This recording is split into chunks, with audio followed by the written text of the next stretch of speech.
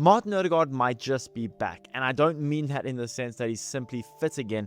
I mean that Martin Ødegaard, the one we all know and love, might actually be back. Because against Man City, I thought our captain was absolutely superb. In fact, I genuinely think you can make an argument that he was the man of the match, even though I still slightly tip it for Zolas. I mean, Ødegaard, a goal, 95% passing accuracy, 3 successful dribbles, 5 ground duels, 9 recoveries. He was basically pulling the strings for Arsenal from start to finish. And for me, this performance means even more because of what was being said about Martin Ødegaard just a few months ago. There were rarely conversations about whether Arsenal should sell him this summer. I was completely against it. I said a huge issue that he was having was injuries, and not having consistent game time allows you to then lose match sharpness, which is exactly what he was getting. I said we should at least give him one more season and then assess it. And after watching what he did now against Man City, I'm feeling pretty good about standing on that heel, because when Martin Ødegaard is playing like this, Arsenal are completely different team. We look like we have our handbrake down. When our captain is pulling the strings, we are a juggernaut and a really hard team to beat. I mean, the first obvious thing you're going to look at from Ødegaard's game is his stats. 84 minutes played, 1 goal, 95% pass accuracy, 3 out of 3 dribbles, 3 touches in the opposition box, 5 out of 7 ground duels won. It was a really good game from Ødegaard,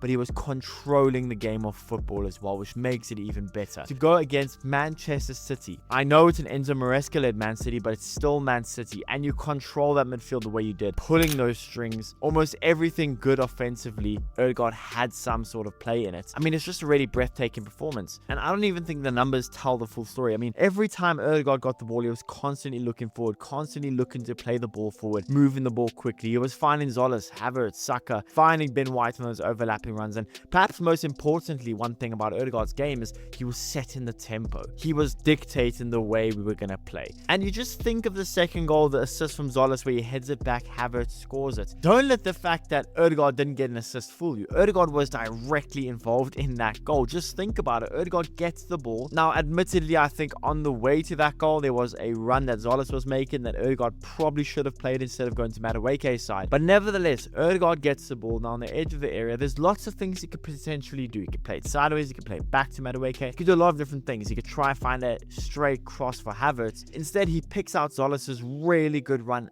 at the back post with an inch perfect cross on his left foot, perfectly weighted. I mean, it's a type of forward pass that seemed to disappear from his game at times last season, but he plays this pass, Zolas heads it back, Havertz puts it in the back of the net. And last season, there were moments when Ødegaard seemed almost reluctant to play that killer ball, but today he was looking forward from the beginning, playing that killer ball and playing it perfectly. And one thing to see that Ødegaard is back to his best is his confidence. The goal sums up his confidence. Gets the ball, I mean, a fantastic pass from Zolas. Ødegaard with a beautiful first touch to take away from the defender. He's one-on-one with Donnarumma, and instead of just taking the shot, he is so cheeky in that he takes a touch to sit Donnarumma down, kind of feints like he's going to shoot, and then calmly puts it away.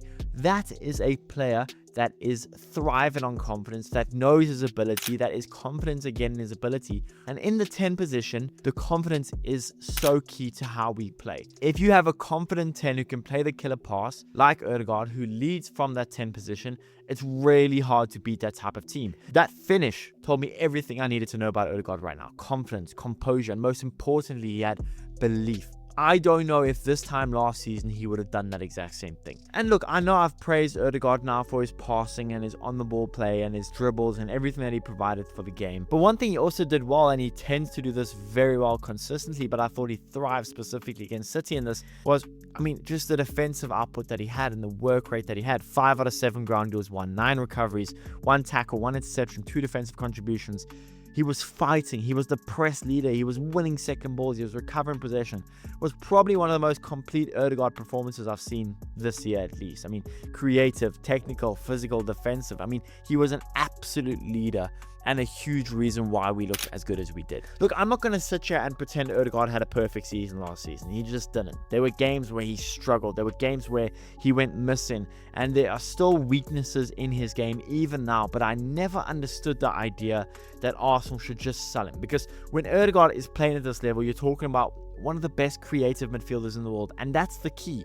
You don't throw away a player that's had a bad season. You try to get him back to his best. You try to get him fit, try to get him firing. When Ødegaard is on it, Arsenal are a different team. And Ødegaard's playing like this, Arsenal have a conductor in the midfield, someone who's pulling the strings and making everyone else's job so much easier. And honestly, I couldn't be happier to see this, because I stood on that hill last season when people were talking about selling Ødegaard. I said, give him at least another season. He's our captain.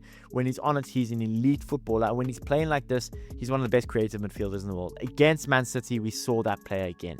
He controlled the tempo, he created, he pressed, he won duels, carried the ball, he scored a brilliant goal. He looked sharp, he looked confident, he looked like Martin Ødegaard again.